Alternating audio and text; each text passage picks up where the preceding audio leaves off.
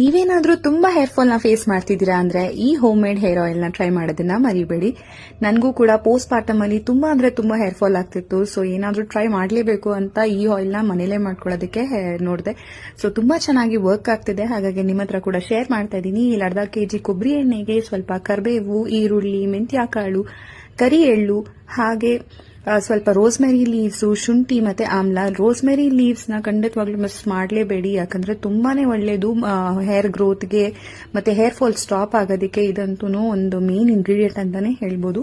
ಇದನ್ನೆಲ್ಲ ಚೆನ್ನಾಗಿ ನಾವು ಕುದಿಸ್ಕೋಬೇಕಾಗತ್ತೆ. ಒಂದು ಮೀಡಿಯಂ ಫ್ಲೇಮ್ ಅಲ್ಲಿ ಹಾಫ್ ಅನ್ ಅವರ್ ಬಿಟ್ಬಿಡಿ. ಈ ತರ ಲೈಟ್ ಬ್ರೌನಿಶ್ ಆಗಿ ಟರ್ನ್ ಆಗುತ್ತೆ. ಸೊ ಅದಾದ್ಮೇಲೆ ನೀವು ಅದನ್ನ ಸೋಸ್ಬಿಟ್ಟು ಒಂದು ಕಂಟೈನರ್ ಅಲ್ಲಿ ಸ್ಟೋರ್ ಮಾಡ್ಕೊಂಡು ಇಟ್ಕೊಳ್ಬಹುದು. ಒಂದು 20 to 30 ಡೇಸ್ ಯೂಸ್ ಮಾಡಬಹುದು. ರಾ ಐಟಮ್ಸ್ ಹಾಕಿದೀವಿ ಅಲ್ವಾ, ಹಾಗಾಗಿ ಸ್ವಲ್ಪ ಜಾಸ್ತಿ ದಿವಸ ಸ್ಮೆಲ್ ಬಂದ್ಬಿಡುತ್ತೆ. ಸೊ ಫ್ರೆಶ್ ಆಗಿ ಮಾಡ್ಕೊಂಡು ಟ್ರೈ ಮಾಡಿದಾಗ ತುಂಬಾನೇ ಬೆನಿಫಿಟ್ ಸಿಗುತ್ತೆ. ಇದ್ರ ಜೊತೆಗೆ ಒಳ್ಳೆ ಡಯಟ್ ಕೂಡ ಫಾಲೋ ಮಾಡಬೇಕಾಗತ್ತೆ. ಹಾಗೆ ರೋಸ್ಮೆರಿ ವಾಟರ್ ನ ನೀವು ಮನೇಲೆ ಮಾಡ್ಕೊಳ್ಬಹುದು. ರೋಸ್ಮೆರಿ ಲೀವ್ಸ್ ನ ನೀರಲ್ಲಿ ಬೇಯಿಸ್ಕೊಂಡು ಅದನ್ನ ಕೂಡ ಆಲ್ಟರ್ನೇಟಿವ್ ಡೇಸ್ ನ ಹಾಕೊಂಡು ಬಿಟ್ಬಿಡ್ಬಹುದು. ತುಂಬಾನೇ ಒಳ್ಳೆ ರಿಸಲ್ಟ್ ಕಾಣಿಸುತ್ತೆ. ಟ್ರೈ ಮಾಡಿ ನೋಡಿ. ಇಷ್ಟ ಆಗಿದ್ರೆ ಬೇರೆಯವ್ರಿಗೂ ಶೇರ್ ಮಾಡಿ.